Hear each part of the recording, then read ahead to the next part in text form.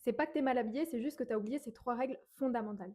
Première règle, la structure avant le style. Ton problème numéro 1, c'est que tes vêtements, ils ne tombent pas bien. Et oui, un look peut être simple, basique, neutre et réussi à condition que les pièces tombent correctement. Si c'est structuré, alors c'est réussi et c'est surtout très chic. Là, on ne parle pas de tendance, on parle vraiment d'architecture. Tu oublies peut-être de marquer la taille, d'ajuster les longueurs et d'équilibrer les volumes. Deuxième règle, l'harmonie des couleurs et des matières. Tu peux porter les pièces les plus belles du monde, si les couleurs ne dialoguent pas entre elles, ça va créer une sorte de bruit visuel. Personnellement, ce que je te recommande si tu débutes ou que tu sais pas trop comment t'y prendre, c'est 2 à 3 couleurs maximum sur une tenue. Une base plutôt neutre et une matière qui va être un petit peu dominante, par exemple une pièce forte comme du cuir. Et les matières entre elles, elles doivent raconter un petit peu la même histoire. J'ai fait plein de vidéos à ce sujet, mais en gros, il y a vraiment des duos qui matchent. La maille et le cuir, c'est chic. Le satin et la laine, c'est sophistiqué. Mais un polyester un petit peu brillant associé à un coton un petit peu fade, avec un jean un peu mal choisi, il y a beaucoup plus de chances que ça crée de la confusion visuelle. Troisième règle, le détail qui change tout. Est-ce que tes chaussures sont impeccables? Est-ce que ton sac est structuré? Est-ce que tes bijoux sont intentionnels? Et est-ce que ta posture est bien assurée? Parce que si tu as une tenue moyenne mais des détails soignés, alors c'est élégant.